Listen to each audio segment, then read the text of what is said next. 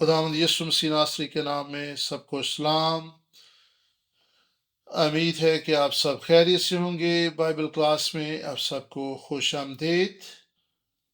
और मुकामी पासवान के भी मशकूर हैं जिन्होंने लोगों को यहाँ पर मदऊ किया।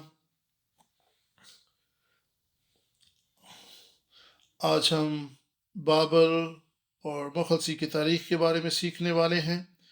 आए हम दुआ के साथ शुरू करें।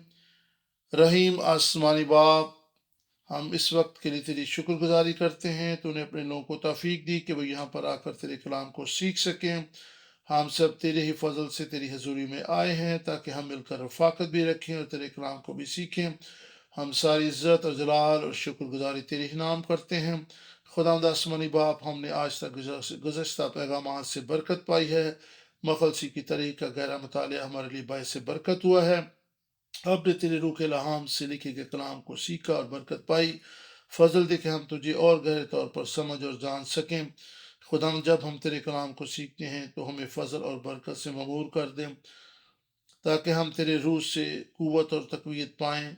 तेरा पाक रूह हमें तेरे कलाम को फहम अदराक बख्शे ताकि तेरे साथ हमारी रफाकत और शराकत गहरी होती चली जाए। हम अपनी ज़िंदगी का जायका चखने वाले हों ताकि रूह को उसके वसीला से हम तेरे बेटे खुदा यीशु मसीह की खुशखबरी और निजात बख्श पैगाम को हर कौम और हर ज़बान तक ले जाने वाले हों। खुदा, हमारे दिल की आंखें रोशन कर दे, हमारे कान खोल दे, हमारे दिल भी तेरे कलाम को कबूल करने के लिए खुल जाए। हमारी दुआ हमारे दिलों में तेरी हजूरी और ममूरी बढ़ती चली जाए ताकि तौबा के मुआफ़िक फल भी ला सकें। हमारे होंठों से हमदो सना की कुर्बानियाँ तेरे हजूर गुजरानी जाएं। शुक्रगुजारी के हदिये भी हम तेरे हजूर में गुजराने वाले हों। बड़ी शुक्रगुजारी के साथ हम खुदा यीशु मसीह के नाम से ये दुआ मांगते हैं, आमीन। आज हम बाइबल और मखलसी की तारीख के मौजू पर बात करेंगे। आने वाले हफ्तों में भी हम बाइबल के मौजू पर को ही ज़ेर बहस रखेंगे। मखलसी की तारीख में अगरचे बाइबल को मरकजी हैसियत हासिल नहीं है तो भी आइंदा आने वाले मौसूआत में किसी न किसी हद तक बाइबल का जिक्र काबिल गौर होगा। पैदाइश से मुकाशवा तक हमें नजात या मखलसी की तारीख में बाइबल के किरदार को भी ज़ेर बहस लाना होगा। हमारी निजात का इसके साथ क्या ताल्लुक है, इसको भी हम देखेंगे। और मखलसी, आज बाइबल और मखलसी के तरीके मौजू पर हमारा पहला लेक्चर है। इसके अलावा ज़ैली अनवानात में बाइबल और नसबनामा, हम पैदाइश 5 बाब की पहली आयत से भी एक हवाला पढ़ने जा रहे हैं। आज हम पैदाइश की किताब में से एक हवाला पढ़ेंगे और बाइबल और मखलसी की तारीख में नसबनामे ये मौजू है हमारा। और पैदाइश 5 बाब में लिखा है, ये आदम का नसबनामा है। जिस दिन खुदा ने आदम को पैदा किया तो उसे अपनी शबी और सूरत पर बनाया। और खुदा का कलाम हमें बताता है कि खुदा ने आदम को खलक किया, उसको अपनी सूरत और शबरी पर बनाया। मुझे कभी यकीन है कि जब आदम ने नेक व बद की पहचान के दरख्त में से खा लिया होगा तो खुदा यकीनन अफसुर्दा हुआ होगा, क्योंकि खुदा ने उसे अपने लिए बनाया था लेकिन वो किसी और की हुक्मरानी में चला गया। पैदाइश 5 बाब आयत पहली आयत में इब्तदाई तारफ पर ही जोर देना चाहूँगा। हम पैदाइश की किताब से पढ़ने वाले हैं। जिस तरह के हम एक हवाला पढ़ भी चुके हैं और यहाँ पर नसब नामे के तलक से यहाँ पे हमें नज़र आता है। 5 बाब में नसबनामा आगे बढ़ता हुआ दिखाई देता है। पैदाइश की किताब असल में नसबनामा की किताब है। इसमें नसबनामों का जिक्र है। यहाँ पर हमें आदम से इब्राहिम के वालिदैन की तारीख देखने को मिलती है और फिर मुल्क मिस्र में खुदा के लोगों का दाखिला भी इस किताब में देखने को मिलता है। पास इब्राहिम और इसहाक, यकूब, यूसुफ, मशर के अहद में यूसुफ चौथी पुश्त में था। यह निजात दहिंदा की तस्वीर है। उसने मुल्क मिस्र جانے سے اپنے خاندان کو قحط سے بچا لیا تاکہ وہ خوشحال ہو جائیں۔ اس طرح سے پیدائش کی کتاب کا آغاز اور نسب نامہ پر اختتام ہوتا ہے۔ ان سب باتوں کا بائبل سے کیا لینا دینا ہے؟ ہم کس طرح سے پشتوں یا نسب نامہ جو کہ ہمیں بائبل مقدس کی پہلی کتاب میں دیکھنے کو ملتا ہے کہ تفصیل میں بابل کا مطالعہ کر کے اسے سمجھ سکتے ہیں۔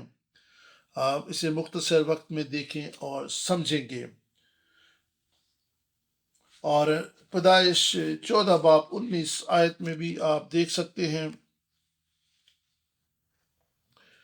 اور آدم اپنی بیوی کے پاس گیا اور وہ حاملہ ہوئی اور اس سے اس کے ایک بیٹا پیدا ہوا۔ آئے اس حوالہ کو بھی ہم دیکھ سکتے ہیں۔ 14 باب 19 آیت میں خدا کا کلام بیان کرتا ہے اور یہاں پہ لکھا ہے، اور اس نے اس کو برکت دے کر کہا کہ خدا تعالیٰ کی طرف سے جو آسمان اور زمین کا مالک ہے ابراہیم مبارک ہو۔ اور اس کے ساتھ پیدائش 4 باب اور 1 آیت کو بھی ہم پڑھیں گے۔ خدا کے کلام میں لکھا ہے، اور پیدائش 4 باب کی پہلی آیت بیان کرتی ہے، اور آدم اپنی بیوی کے پاس گیا اور وہ حاملہ ہوئی اور اس کے قائن پیدا ہوا، تب اس نے کہا مجھے خداوند سے ایک مرد ملا۔ اور پھر پیدائش 14 باب 19 آیت میں ہم دیکھ سکتے ہیں کہ خدا نے ابراہیم کو برکت دی، اور یہاں پہ خدا کے کلام میں لکھا ہے، اور اس نے اس کو برکت دے کر کہا کہ خدا تعالیٰ کی طرف سے جو آسمان اور زمین کا مالک ہے ابراہیم مبارک ہو، اور مبارک ہے خدا تعالیٰ جس نے تیرے دشمنوں کو تیرے ہاتھ میں کر دیا۔ تب ابراہیم نے سب کا 10واں حصہ اس کو دیا۔ اور جب ہوا نے اپنے بیٹے کو جنم دیا تو اس نے اقرار کیا کہ مجھے خداوند کی طرف سے ایک مرد ملا ہے، اور ہوا یہ اقرار کر رہی تھی یہ خداوند کی مدد سے ہی، اس کے فضل ہی سے ممکن ہوا ہے کہ اسے ایک مرد ملا ہے، یعنی اس کے ہاں ایک بیٹا پیدا ہوا ہے۔ پس مالک سے مراد آسمان اور زمین کا خدا ہے۔ اس کا معنی ہے کہ خدا ہی ہر چیز کا خالق اور مالک ہے، خدا ہی ہر چیز پر اختیار رکھتا ہے۔ ہم اپنی طاقت سے سب کچھ حاصل نہیں کر پاتے، بلکہ سبھی کچھ خدا ہی سے ملتا ہے۔ پس جب ہوا نے بیٹے کو جنم دیا اس نے اس بات کا اقرار کیا۔ اگر آپ پیدائش کی کتاب کے 3 باب میں سے دیکھیں، جب آدم اور حوا نے نیک و بد کی پہچان کے پھل میں سے کھا لیا، یہ حقیقی گناہ ہے۔ خدا نے اپنے کلام کی نافرمانی کے باعث سے سزا دی تو درد سے بچے جانے گی۔ اس نے براہ راست عورت سے یہ بات نہ کہی۔ اگر پیدائش 3 باب پر نظر کریں اور اس کی 14 آیت کو اگر آپ دیکھیں، 3 باب کی 14 آیت میں خدا کا کلام بیان کرتا ہے، خدا کے کلام میں لکھا ہے، اور خداوند نے شام سے کہا اس لیے کہ تو نے یہ سب کیا، تو سب چھپا دستی جانوروں میں مالعون ٹھہرا، تو اپنے پیٹ کے بال چلے گا اور اپنی عمر بھر خاک چاٹے گا۔ یہاں پر دیکھیں، پہلے سانپ پر لعنت کی گئی، اور پھر 15ویں آیت، اور میں تیرے اور عورت کے درمیان اور تیری نسل اور عورت کی نسل کے درمیان عداوت ڈالوں گا، وہ تیرے سر کو کچلے گا اور تو اس کی ایڑی پر کاٹے گا۔ سو یہاں پر دیکھتے ہیں کہ اصل وجہ جو ہے وہ گناہ ہے، جس کی وجہ سے انسان اور خدا میں دوری ہوئی، اور خدا کی عدالت میں اس کا فضل بھی شامل ہے، نجات کا وعدہ بھی اس میں موجود ہے۔ اور پیدائش 15 باب اور 3 آیت کو اگر آپ دیکھیں تو وہاں پر بھی آپ کو خدا کا فضل آپ کو دیکھنے کو ملے گا کہ جب خدا نے ابراہیم سے وعدہ کیا تو اس نے اس کو برکت دی، اور خدا کے کلام میں لکھا ہے 15 باب کی 3 آیت سے اگر آپ پڑھیں تو خدا نے جب ابراہیم سے اسحاق کا وعدہ کیا تو خدا کے کلام میں لکھا ہے خدا ان پر ایمان لایا، ابراہیم خدا پر ایمان لایا، اور اس نے اس کے حق میں راستہ بازی گنا۔ پس جو ایمان لاتے ہیں وہ ابراہیم کی نسل میں شامل ہوتے ہیں۔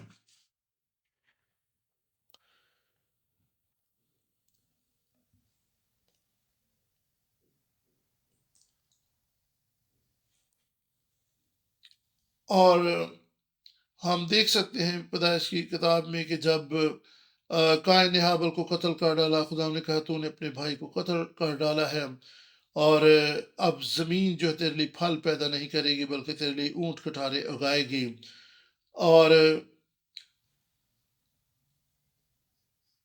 اور یہاں پر دیکھتے کہ قائن کے ہاں انوک پیدا ہو تو اس نے اپنے بیٹے کا نام اپنے شہر کا نام اپنے بیٹے کے نام پر رکھا۔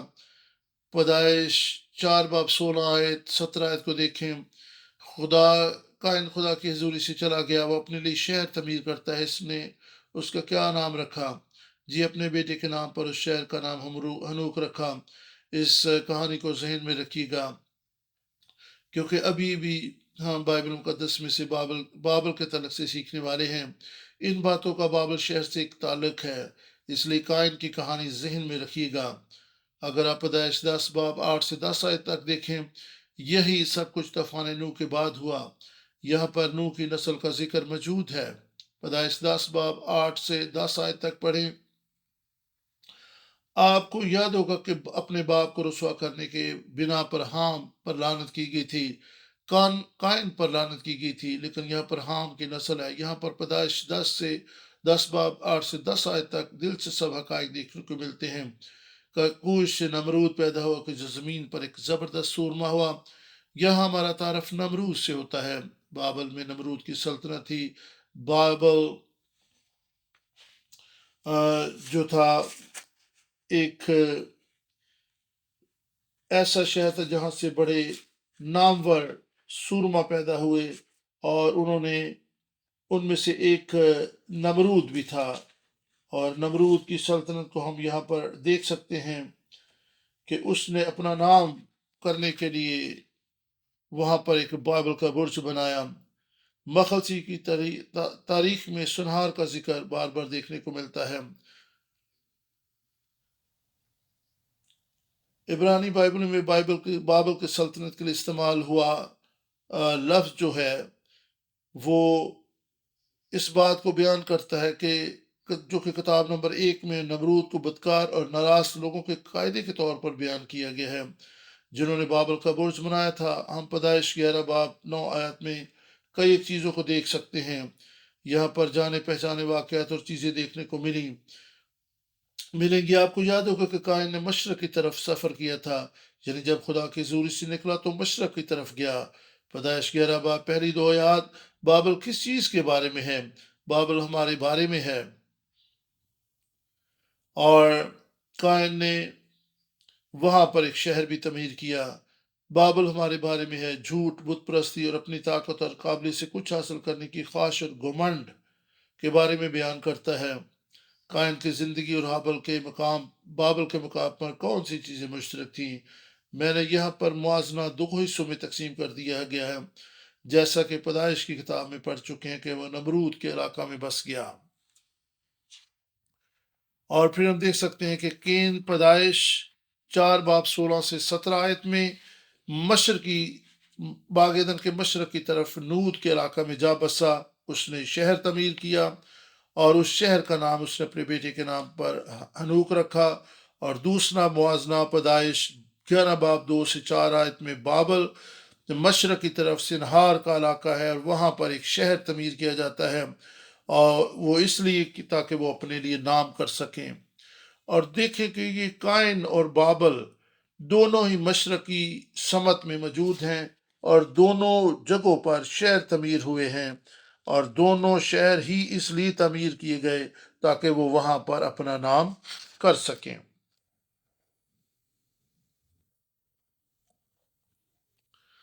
اور یہاں پر آپ دیکھ سکتے ہیں کہ یہ دونوں شہر اس لیے بنائے گئے تاکہ وہ وہاں سے تتر بتر نہ ہو جائیں، اور وہاں پر انہوں نے اپنے نام کے لیے کام کیا بلکہ نہ کہ خدا کے جلال کے لیے کچھ ایسا کام کیا۔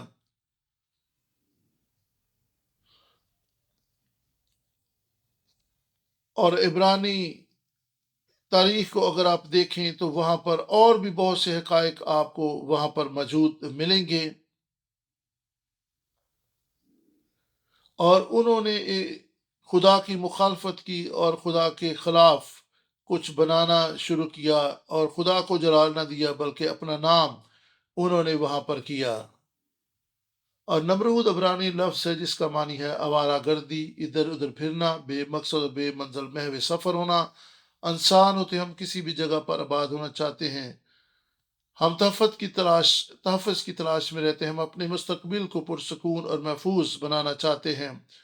پس وہ نود کے علاقہ میں بس گیا۔ اگر کوئی شخص خود کو کتنا بھی محفوظ اور مضبوط بنا لے، لیکن اگر وہ خدا کی حضوری سے بھاگا ہوا ہے تو پھر وہ آوارہ گرد اور غیر محفوظ ہی ہوگا۔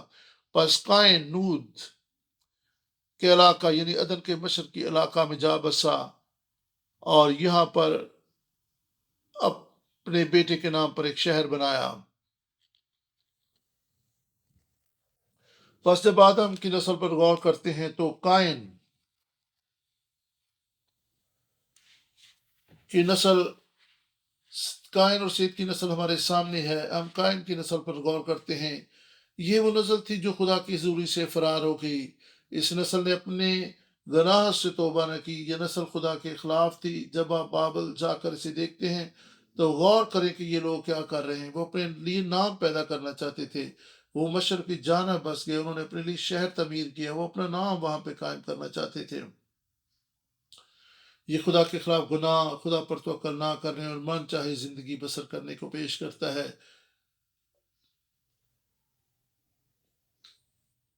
ان دونوں کہانیوں میں یعنی بابل اور قائن کے واقعات میں ہم دیکھ سکتے ہیں کہ یہاں پر خدا کی مخالفت، نافرمانی اور ناراستی کے کام دیکھنے کو ملتے ہیں۔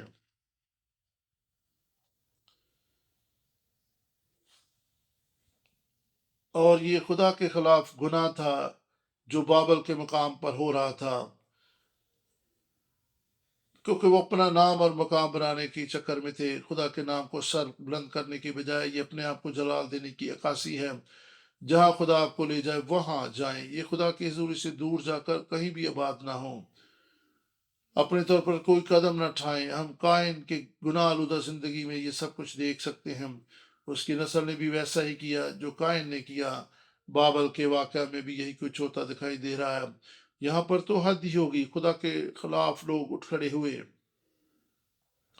اور خدا ہی کو چیلنج کر دیا۔ پیدائش 11 باب میں بابل کی کہانی پر غور کرنا ضروری ہے۔ پہلی سے 9 آیت تک بیان کرتی کہ اس کا آغاز کیسے ہوا اور کیسے پھر پیدائش 11 باب 2 آیت میں لوگ سنہار میں بس گئے، اور پھر 11 باب 3-4 آیت میں لوگوں نے کہا آؤ ہم مل کر کام کریں، اور پھر یہ ساری تفصیل آپ کو ملتی ہے کہ خدا نے کہا کہ آؤ ہم دیکھیں جو کچھ وہ کر رہے ہیں۔ اور پھر 11 سے 8 آیت میں دیکھتے ہیں کہ ان کی زبان بدل گئی، وہ سنہار کے علاقہ سے ادھر ادھر تتر بتر ہو گئے، اور پھر بہت سی بولیاں اور زبانیں وجود میں آ گئیں،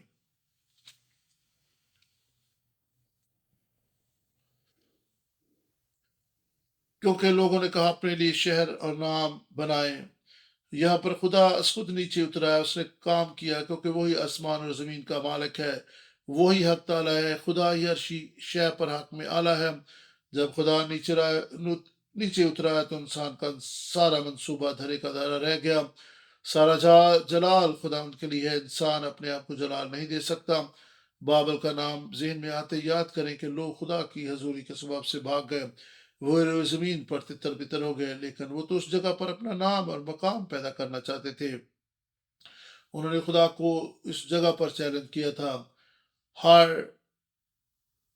جگہ جہاں پہ اپنے نام کو سربلند کیا جاتا ہے لوگ ذلت اور رسوائی کے شکار ہوتے ہیں۔ وہ زمین پر تتر بتر ہو گئے، اور یاد رکھیں کہ وہی حق میں مطلق ہے، وہی سب کچھ ہے اور سب میں ہے۔ ہم اس کے سامنے جھک جائیں، اپنے آپ کو خالی کریں اور اس بات کا اعتراف کریں کہ خداوند ہی خدا ہے، وہی آسمان اور زمین کا خالق ہے۔ زبور 33 ضرور بعد میں وقت نکال کر پڑھیں، زبور 33 10 11 اور 12 آیت،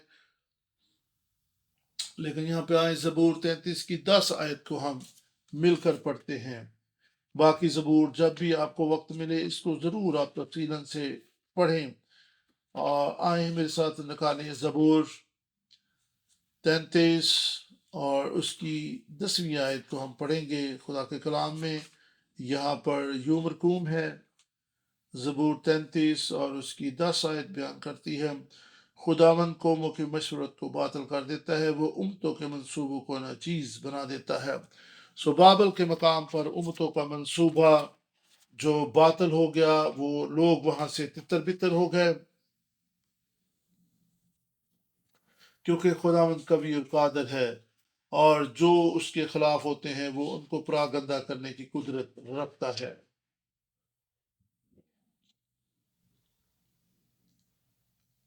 پس ہمیں قوموں کی صلاح مشورت پر نہیں چلنا، ہمیں لوگوں کے مشورت پر نہیں چلنا، کیونکہ خداوند قوموں کے منصوبے باطل کرتا ہے۔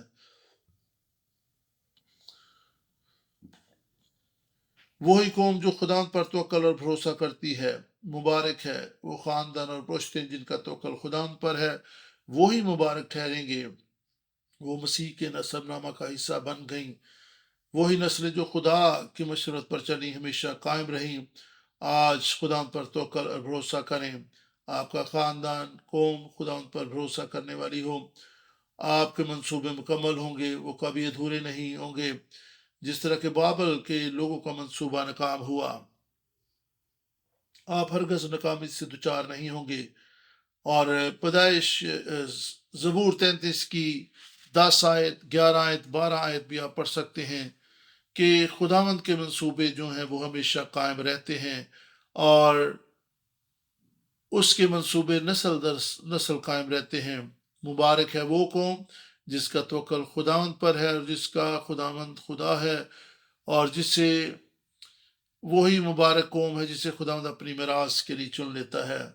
مبارک ہے وہ قوم جسے خداوند چن لیتا ہے۔ ابراہیم خدا کی چنیدہ نسل تھا، کیونکہ اس کے وسیلہ سے نسل در نسل لوگوں نے خداوند پر توکل اور بھروسہ کرنا سیکھا تھا۔ اگر ہم ابراہیم کے ساتھ خدا کے عہد کو دیکھیں، پیدائش 17 باب 7 آیت میں ہم ایک چیز پر غور کریں گے۔ میرے ساتھ نکالی گا پیدائش 17 باب اور اس کی پیدائش 17 باب کی ہم 7 آیت کو دیکھیں گے۔ خدا کے کلام میں 17 باب 7 آیت بیان کرتی ہے،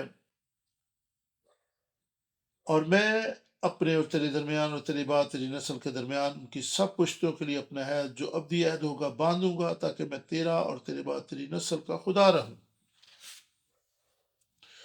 خداوند کا عہد جو ہے وہ نسل در نسل آگے بڑھتا ہے، اور خدا نے ابراہیم کے ساتھ جو عہد باندھا وہ نسل در نسل ایمانداروں کے ساتھ بھی ہے، جو آگے بڑھتا رہتا ہے۔ جو وعدہ خدا سے کیا گیا تھا اس پر ہم آئندہ بات کریں گے۔ ابراہیم کو بابل کی سرزمین سے بلایا گیا تھا، ہم ذہن میں رکھیں کہ اس پر آئندہ غور کریں گے۔ ابراہیم کے ساتھ خدا کا ابدی عہد تھا، خدا نے یہ عہد ابراہیم کے ساتھ باندھا تھا۔ بابل میں جو کچھ ہوا یعنی بت پرستی، ابراہیم اس سے الگ ہی رہا، وہیں سے خدا نے اسے اپنے لیے بلا لیا۔ خدا کا منصوبہ، اس کی مشورت اس کی زندگی میں کام کرنے لگی، اور مخلصی کے طریق میں خدا کی مرضی اس کے وسیلہ سے آگے بڑھنے لگی۔ یہ وعدہ شدہ نسل نے متضاد، یہ وعدہ شدہ نسل سے متضاد ہے۔ وعدہ شدہ نسل، وعدہ نسب جس میں خدا کا عہد شامل تھا، قائن کی نسل، اور کوئی بھی شخص جو خدا کی مشورت کے خلاف چلتا ہے ختم ہو کر رہ جاتا ہے۔ یہی کچھ تو بابل میں ہو رہا تھا۔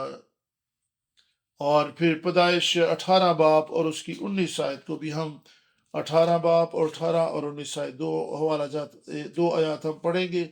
خدا کے کلام میں لکھا ہے، اور ابراہیم سے تو یقیناً ایک بڑی اور زبردست قوم پیدا ہوگی، اور زمین کی سب قومیں اس کے وسیلہ سے برکت پائیں گی۔ اور 19ویں آیت، کیونکہ میں جانتا ہوں کہ اپنے بیٹوں اور اپنے گھرانے کو جو اس کے پیچھے رہ جائیں گے وصیت کرے گا کہ وہ خدا ان کی راہ میں قائم رہ کر عدل اور انصاف کرے، تاکہ جو کچھ خدا نے ابراہیم کے حق میں فرمایا ہے اسے پورا کرے۔ یہ یہ خدا کا منصوبہ تھا، نہ کہ کسی انسان کا منصوبہ تھا، اور خدا نے ابراہیم کو چن لیا۔ خدا نے ابراہیم کو اپنے لیے الگ کر لیا اور اس کے ساتھ ایک عہد باندھا۔ اور پھر پیدائش 17 باب میں سے بھی ہم نے ایک 17 باب کے 7ویں آیت میں سے ایک حوالہ پھر سے ہم پڑھیں گے جو پہلے بھی ہم نے دیکھا تھا۔ میں اپنے اور تیرے درمیان اور تیرے بعد تیری نسل کے درمیان ان کی سب پشتوں کے لیے اپنا عہد جو ابدی عہدوں کا باندھوں گا، اس لیے تاکہ میں تیرا اور تیرے بعد تیری نسل کا خدا ہوں۔ اور خدا چاہتا ہے کہ وہ نہ صرف ہمارا خدا ہو بلکہ ہمارے بعد ہماری نسلوں کا بھی خدا ہو۔ خدا ہمیشہ چاہتا ہے کہ اب تک اس کے لوگ اس کے ساتھ لپٹے رہیں اور وہ ان کا خدا ہو۔ خدا چاہتا ہے کہ اب تک اپنے لوگوں کے ساتھ رہے، اور خدا نے جو وعدے ابراہیم کے ساتھ کیے تھے، اگر ہم ان وعدوں کو دیکھیں تو ہمیں خدا کی محبت اور اس کے منصوبے دیکھنے کو یہاں پر ملیں گے۔ خدا نے ابراہیم کے ساتھ یہ عہد قائم کیا،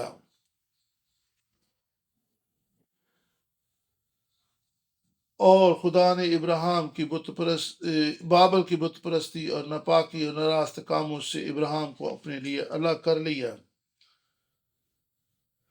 خدا نے اسے بابل کے مقام سے بلا لیا۔ وہ ایک سفر طے کر کے ایبلا کی سلطنت میں چلا گیا، لیکن کچھ لوگوں نے بابل کے برج کی تعمیر میں حصہ لیا۔ ابر کا بیٹا یقتان، اس کے تعلق سے کیا لکھا ہے؟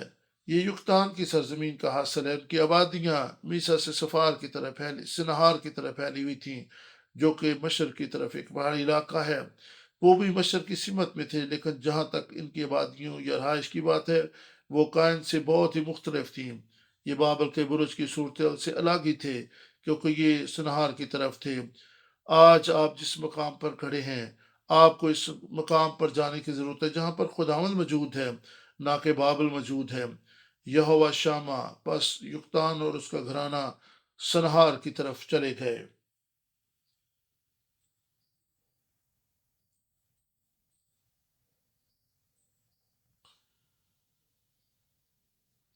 اور یہاں پر پیدائش 10 باب اور اس کی 25 سے 30 آیت کو ہم دیکھ سکتے ہیں، اور خدا کے کلام میں لکھا ہے، اور ابل کے ہاں 2 بیٹے ہوئے، ایک کا نام فلج تھا کیونکہ زمین اس کے ایام میں بٹی، اور اس کے بھائی کا نام یقتان تھا، اور یقتان سے المداد اور سلف اور حسار ماوت اور اراخ اور مہدورام اور ازال اور دکلا اور اوبل اور ابیمائل اور سبا اور افیر اور حویلا اور جو باپ پیدا ہوئے، یہ سب بنی یقتان تھے، اور ان کی آبادی میسا سے مشرق ایک پہاڑ سفار کی طرف تھی۔ سو آپ دیکھ سکتے ہیں کہ یہ بابل کے لوگوں سے الگ تھلگ ایک جگہ پر رہائش پذیر تھے۔ انہوں نے بابل کے لوگوں سے اپنے آپ کو الگ کیا، کیونکہ یہ سنہار کی طرف نہیں بلکہ سفار کی طرف تھے۔ اور یہاں پر آپ دیکھیں کہ پیدائش 10 باب 25 آیت میں یقتان کا جو ذکر ہے یہ بہت قابل غور ہے کہ انہوں نے اپنے آپ کو بابل سے الگ کیا، وہ بابل سے الگ ہو گئے۔ آپ کو بھی ضرورت ہے کہ آپ بابل سے، بت پرستی سے، ناپاکی سے الگ ہوں، تاکہ آپ خداوند کے لوگ ٹھہریں۔ بابل کی کہانی سے پہلے ہمارے پاس ابر کی نسل کی کہانی موجود ہے۔ وہ بابل کی طرف نہ گئے بلکہ وہ ملک سنہار کی طرف نہ گئے، وہ سفار کی طرف گئے، وہ اس برے منصوبے کا حصہ نہ بنے۔ اگرچہ یقتان کی نسل کا تفصیلی حال بائبل المقدس میں بیان نہیں، بلکہ اس نسل نامہ سے ہی ہمیں اس کا پتہ چلتا ہے، لیکن پھر بھی ان کا نام اس نسل نامہ میں موجود ہے کیونکہ وہ برے منصوبے کا حصہ نہ بنے۔ وہ سفار کی طرف گئے، نہ کہ سنہار کی طرف۔ آپ کس طرف سفر کر رہے ہیں؟ آپ کا رجحان کس طرف ہے؟ بس یوں ہم نسل نامہ کی اہمیت کو سمجھتے ہیں۔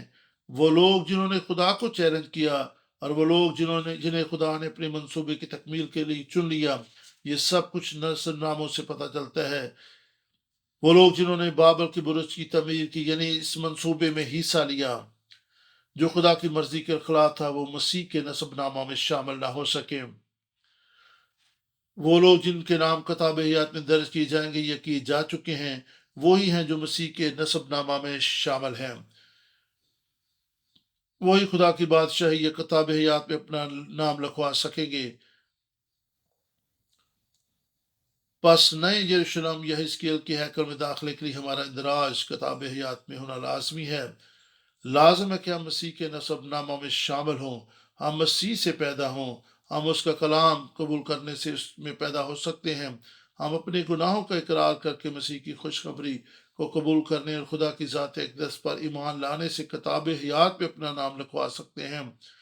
خدا یسوع مسیح خدا باپ کی طرف سے آیا، اس نے یعنی کلام نے جسم اختیار کیا، وہی ہمارا درمیانی اور شافی ہے، وہی ہمارے پاس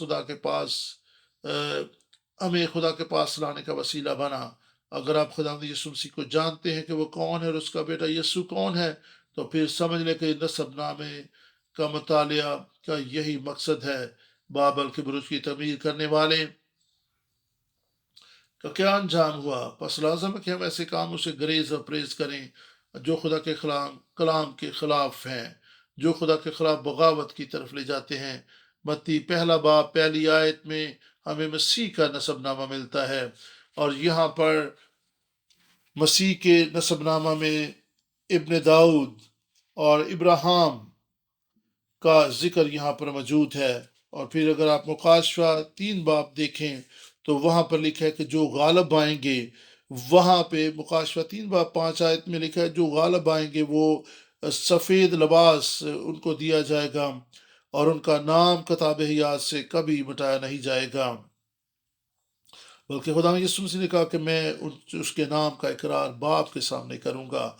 اور پھر مکاشفہ 21 باب 27 آیت کو دیکھیں کہ کوئی بھی ناپاک چیز جو ہے وہ خدا کی ہیکل میں کوئی مکروہ چیز داخل نہ ہو پائے گی، اور نہ وہ جو جھوٹ بولتے ہیں، بلکہ وہی جن کے نام برہ کی کتاب میں لکھے ہوئے ہیں وہ خدا کی بادشاہی میں داخل ہوں گے۔